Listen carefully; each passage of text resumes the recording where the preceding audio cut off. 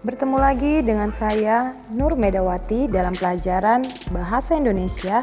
Kali ini kita akan membahas teks laporan percobaan. Bercerita tentang tes percobaan, maka kita akan berkenalan dengan salah satu tokoh pemuda, yaitu Tenit Aditya. Dia adalah seorang tokoh yang sering melakukan percobaan, bahkan telah memenangkan 15 kompetisi hingga tingkat mancanegara.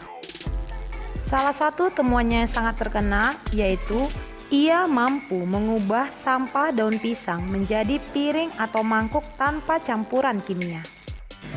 Negara kita juga tidak ketinggalan dengan salah satu peneliti muda. Dia adalah Naufal Razik. Sejak masih kanak-kanak, dia sudah sangat sering melakukan percobaan.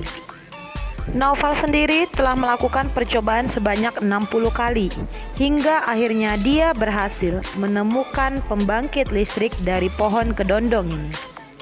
Anak-anak pun bisa menjadi peneliti muda seperti Naufal maupun Aditya dengan rutin melakukan percobaan atas keingintahuan kalian.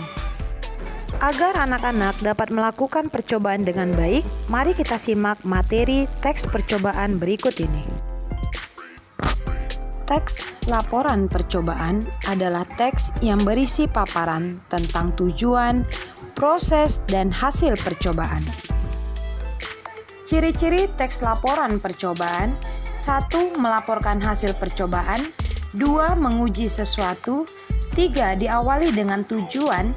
4. Memaparkan bahan dan alat yang diperlukan. 5. Memaparkan prosedur dalam percobaan. 6. Memaparkan hasil percobaan. 7. Memuat simpulan. 8. Harus mengandung fakta. 9. Bersifat objektif. 10. Ditulis sempurna dan lengkap. 11. Tidak menyimpang atau tidak mengandung prasangka. 12. Disajikan secara menarik. Struktur teks laporan percobaan kita bedakan atas struktur sederhana dan struktur kompleks. Untuk struktur yang sederhana terdiri atas judul, tujuan, bahan dan alat, langkah-langkah kegiatan, hasil percobaan, dan simpulan.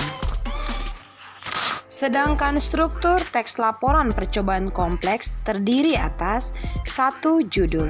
Judul harus jelas, positif, singkat, khas, menyajikan fakta, dan menampilkan isi dalam percobaan. 2. Pendahuluan. Pendahuluan terdiri atas latar belakang. Latar belakang berisi alasan pentingnya percobaan untuk dilakukan. 2. Rumusan masalah disajikan dalam bentuk kalimat tanya dengan kata tanya apa atau bagaimana.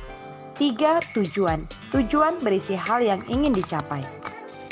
3. Landasan teori atau kajian pustaka berisi teori yang digunakan sebagai dasar pemikiran agar dapat dipertanggungjawabkan.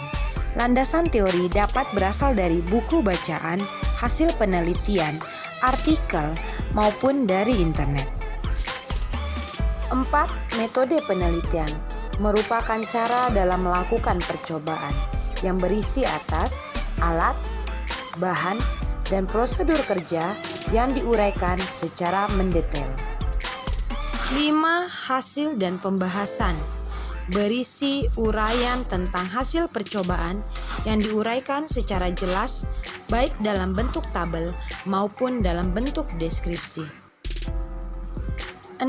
Simpulan berisi hasil percobaan yang diuraikan secara ringkas. 7. Daftar pustaka. Daftar pustaka merupakan rujukan atau referensi yang digunakan dalam penyusunan, baik dari buku, media cetak, maupun internet. Sampai di sini pertemuan kita kali ini. Tetap semangat, jaga kesehatan, dan salam metodis 5.